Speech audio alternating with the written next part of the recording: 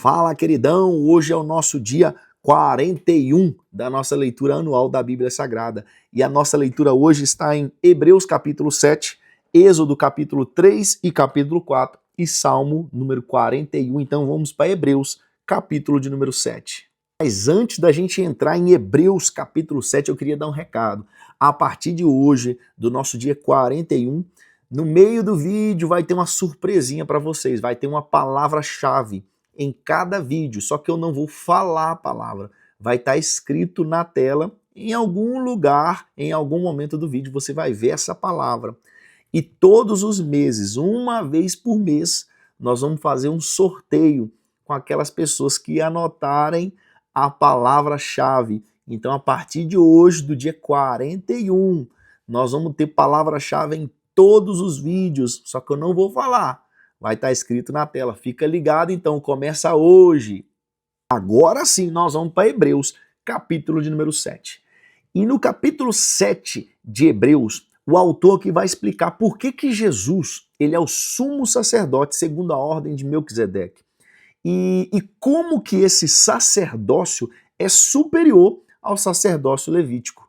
Também vamos ver que as leis e os sacerdotes da época de Arão eram temporários, mas em Cristo vamos ver um sacerdócio eterno e perfeito. Então, no versículo 1 até o versículo 10, vai falar de quem foi Melquisedeque. Melquisedeque ele era rei de Salém e ele era sacerdote do Deus Altíssimo. Ele abençoou Abraão após a vitória de Abraão sobre os reis, e Abraão deu dízimo a Melquisedeque. O seu nome, Melquisedeque, significa rei de justiça. E ele também era chamado de rei da paz, porque Salém significa paz. Então ele aparece, esse personagem, Melquisedeque, ele aparece sem genealogia registrada, o que torna isso um símbolo do sacerdócio eterno de Cristo. Por exemplo, em Gênesis capítulo 14, versículo 18 até o 20, menciona Melquisedeque. Então, essa figura aparece apenas em uns breves relatos no Antigo Testamento, mas ele é um tipo profético de Cristo.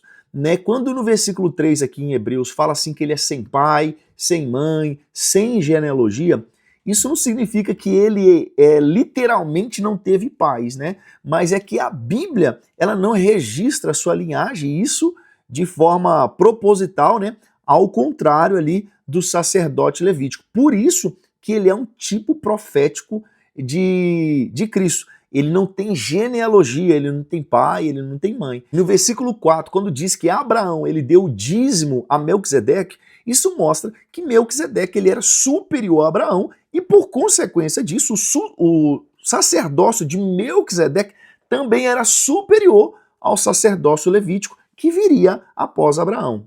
Agora, do versículo 11 até o 19, vamos ver que o sacerdócio de Cristo substituiu o sacerdócio levítico. Porque se o sacerdócio levítico ele fosse perfeito, não haveria necessidade de outro sacerdócio. Mas Jesus, que era da tribo de Judá, não da tribo de Levi, ele foi feito sacerdote segundo a ordem de Melquisedeque. Isso mostra que houve uma mudança de lei, não uma abolição da lei, mas uma mudança na lei, porque fala que quando mudasse o sacerdócio, era necessariamente uma mudança na lei. Então, por quê? A lei do sacerdócio levítico era baseada em regras externas, mas o sacerdócio de Cristo é baseado na pessoa de Jesus, no poder de uma vida meio que indestrutível. Então, no versículo 12, quando fala assim, houve mudança na lei, isso significava que a lei de Moisés ela era temporária, mas só que a lei apontava para algo muito maior. E no versículo 16, quando fala que o poder de uma vida indestrutível, isso está dizendo que os sacerdotes levíticos, eles morriam, eles tinham tempo determinado, eles morriam, eles precisavam ser substituídos. Mas quando falamos de Jesus, ele ia viver para sempre, ele é imortal. É um sacerdócio eterno. Então no versículo 20 até o 28, o autor aos Hebreus ele vai falar sobre a superioridade do sacerdócio de Cristo. Porque ele fala assim, Deus jurou que Jesus seria sacerdote para sempre. Isso a gente viu onde? Em Salmo 110, verso 4. Né? Então, como Cristo ele vive para sempre, ele pode salvar completamente a todos aqueles que chegam a Deus por meio dele, porque Jesus ele faz isso pela eternidade. E Hebreus vai dizer que os sacerdotes levíticos, eles ofereciam sacrifícios repetidos todos os dias, né? E só que Jesus, ele não precisava repetir o sacrifício, ele fez o sacrifício uma única vez, e essa única vez foi suficiente para todo o tempo. Mais uma vez, é um sacrifício eterno. Agora nós vamos para Êxodo, capítulo 3 e capítulo 4. Agora no capítulo 3 e 4 de Êxodo, cara, tem coisa demais dentro desses capítulos. Né? Nós vamos ver aqui o chamado de Moisés e a missão de Moisés no Egito. Né? Aqui Deus, nesses capítulos, Deus chama Moisés para libertar o povo de Israel da escravidão no Egito. Deus vai revelar o seu nome para Moisés e ele vai mostrar sinais e poder por meio de Moisés. Então, no capítulo 3, versículo 1 até o versículo 22, nós vamos ver o chamado de Moisés na sarça ardente. Então, Moisés, ele estava pastoreando as ovelhas do seu sogro Jetro, né, quando Deus apareceu a ele no meio de uma sarça ardente. Então, Deus ordena que ele retire as sandálias dos seus pés, porque o lugar que ele estava era santo. Então, Deus diz que ouviu o clamor do povo de Israel.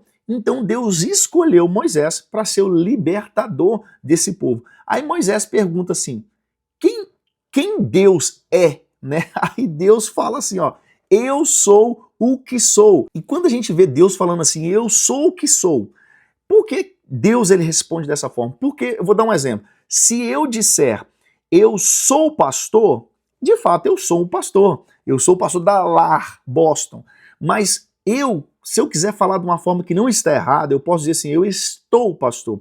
Porque eu estou pastor hoje, amanhã eu posso, sei lá, partir dessa para outra melhor, posso encontrar com Cristo e eu não vou ser mais o pastor.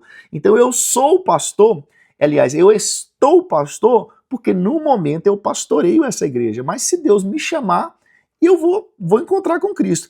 Ou se o meu pastor, o presidente, ele me mover para uma outra igreja, eu estarei pastor na outra igreja. Então eu estou pastor, eu não sou, eu estou. Agora, quando Deus fala assim, eu sou, é porque Deus ele nunca muda. Ele é e sempre ele vai ser. Então ele era no passado, ele é no presente e ele vai ser no futuro. Então Deus é o único ser que tem autonomia e autoridade para dizer eu sou, porque de fato ele é. Então quando Deus diz assim, eu sou o que sou, ele está dizendo assim, eu sou eterno, eu sou autoexistente, eu sou imutável. Outra curiosidade que temos aqui é sobre o sogro de Moisés. Em Êxodo capítulo 2, versículo 18, ele é chamado de Reuel. Em Êxodo 3, 1, ele é chamado de Jetro. E afinal, qual era o nome do sogro de Moisés? Ele tinha dois sogros? Não. O que os biblistas, os estudiosos, eles acreditam? Que Reuel, de fato, era o nome pessoal do sogro de Moisés. Então o nome dele era Reuel. Já o nome Jetro, possivelmente era um título que ele recebeu, porque o nome Jetro significava excelência. Então, talvez por ele ser um homem de trabalho excelente, ele recebeu esse título. Né? Era um título de um camarada nobre, porque ele fazia as coisas com excelência. Então aqui nós não temos uma contradição, até mesmo porque era comum as pessoas terem um ou mais nomes, né? As pessoas atender de dois nomes. Então, Êxodo capítulo 2, 18, ele é chamado de Reuel, que possivelmente era o seu nome pessoal. Em Êxodo capítulo 3, versículo 1, ele é chamado de Jetro, que possivelmente era um título que ele recebeu devido ao tipo de trabalho que ele exercia, que ele fazia com excelência. E agora no capítulo 4, do versículo 1 até o 17, Moisés ele vai questionar o seu chamado, porque Moisés ele começa a dar desculpas a Deus para não aceitar a missão. Né? E ele fala assim, se eles não acreditarem em mim, ele fala, eu não sou eloquente, eu sou pesado de língua. Né? Então Deus dá 3 sinais para Moisés, para mostrar que Deus era com Moisés e Moisés deveria fazer sinais diante do povo, né? Que era, ele jogou o cajado no chão, o cajado se tornou uma serpente, ele caiu no chão, ele foi, pegou a serpente de novo, voltou um cajado, ele colocou a mão no peito, a mão dele virou leprosa e ele tirou a mão, ficou curada, normal. E o terceiro sinal seria ele pegar a água do Nilo, que Deus transformaria a água em sangue. Porém, ainda assim, Moisés continua resistindo. Aí Deus coloca Arão como porta-voz de Moisés. Agora, uma curiosidade. Êxodo, capítulo 4, 10, vai falar, né? Moisés, ele fala assim, Senhor, eu não sou eloquente, eu sou pesado de língua. O que é esse pesado de língua? E todo mundo prega isso como se fosse a verdade. Moisés era gago. Mas a Bíblia, querido, a Bíblia não fala isso. O que é mais aceito, o que faz mais sentido, é a intenção, é a ideia do seguinte: Moisés, ele foi criado no Egito. Ele foi criado no Egito até os seus 40 anos. Então, e depois disso ele foi para Midian. Aí imagina a questão do idioma. Por exemplo, eu estou na América, sou brasileiro, mas moro na América. Os meus filhos são brasileiros porque nasceram no Brasil, mas vieram para a América muito pequena. A minha filha chegou com 4 anos de idade. Chegou aqui, começou a aprender o inglês, foi alfabetizada em inglês, ou seja, ela é brasileira, mas o idioma principal dela é o inglês. Então, se eu levar ela para o Brasil hoje, se eu voltar, ela ainda assim vai ter um pouco de dificuldade para se expressar 100% em português, porque a língua oficial dela, que ela foi alfabetizada, é inglês. É isso que aconteceu com Moisés. Moisés era hebreu, porém ele foi criado dentro do Egito. Aí agora imagina a situação. Moisés, você vai lá no povo do Egito e vai começar a falar com eles aquilo que eu tenho para eles, para libertar o povo. Moisés fala assim, o que Moisés está falando é assim, Senhor, eu não sou fluente na língua deles, como é que eu vou liderar esse povo agora? Aí Deus vai falar assim, não, chama o seu irmão, Arão, ele vai ser o seu porta-voz. Arão não tinha essa dificuldade de expressar a língua para o seu povo hebreu, e Arão possivelmente falava o idioma do Egito muito bem. Então, a Bíblia não fala que Moisés era gago, né? Então, o que a gente mais entende, o que seria mais aceito é que o peso na língua, o pesado de língua era o idioma. Ele foi educado no Egito, fluente na língua do Egito e de repente agora ele tem que falar com os hebreus. Então, talvez seria isso o pesado de língua. Agora, do versículo 18 até o 31, Moisés ele retorna ao Egito. Moisés ele se despede do seu sogro Jetro e ele volta ao Egito com a sua família. No caminho acontece um episódio misterioso. Deus quase mata Moisés. Olha para você ver a situação. Mas só que a mulher de Moisés, Zípora, ela circunda o seu filho e Deus poupa Moisés. Então, assim, para finalizar, Moisés e Arão, eles reúnem agora os anciãos de Israel e o povo crê no chamado de Moisés. Eles foram até o povo, fizeram os sinais, o povo viu os sinais e creu naquilo que Moisés e Arão estavam falando. Aí agora vem a pergunta, por que Deus queria matar Moisés? Cara, olha o que pode ser que aconteceu aqui, né? Deus tinha acabado de comissionar, né, de chamar Moisés para ele ser o líder de Israel, para liderar o povo. E a circuncisão era um sinal essencial da aliança de Deus com Abraão e seus descendentes. Nós vimos isso em Gênesis capítulo 17. Mas o que a gente entende aqui é que Moisés ele não tinha circuncidado o seu próprio filho. Ou seja, ele estava violando a aliança que Deus tinha feito com o seu povo. Como que Moisés poderia representar Deus e exigir obediência do povo, uma vez que nem ele mesmo estava obedecendo a aliança que Deus tinha instituído? Sobre a circuncisão, lá em Gênesis capítulo 17, versículo 14, dizia que todos aqueles que, se eles não fossem circuncidados, eles deveriam ser eliminados do povo, porque eles tinham quebrado a aliança. Então Deus não ia permitir que Moisés liderasse Israel se ele mesmo não fosse fiel a essa aliança. Outra coisa é que Moisés ele sabia que ele deveria fazer, e inclusive quando a gente olha e vê que Zípora, a sua esposa, ela tomou a frente para fazer isso, mostra que ela também sabia a importância da circuncisão. Então, Deus, quando ele tenta matar Moisés, porque Moisés ele foi infiel no cumprimento da aliança, Deus estava somente cumprindo a sua própria palavra,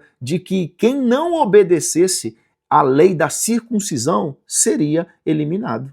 Agora nós vamos para Salmo número 41.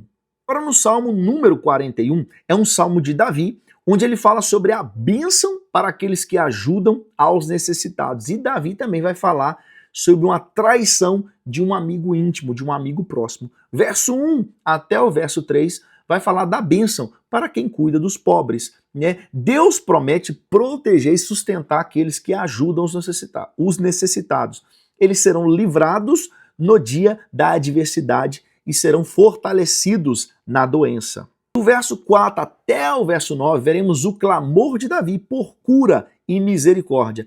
Davi ele reconhece seu pecado e pede que Deus tenha misericórdia dele, né? Ele fala que seus inimigos falam mal dele e desejam a sua morte.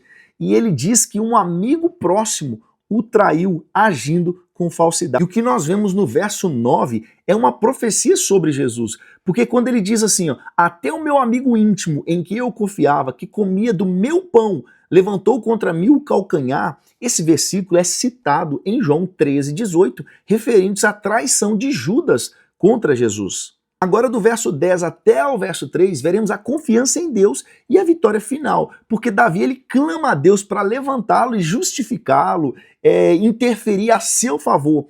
Ele declara que Deus o sustenta e que não o deixará cair. E o salmo vai terminar com um louvor a Deus, porque Davi ele reconhece a fidelidade de Deus. Então essa foi a nossa leitura do nosso dia 41. Nos vemos amanhã no dia 42. Só vem, queridão!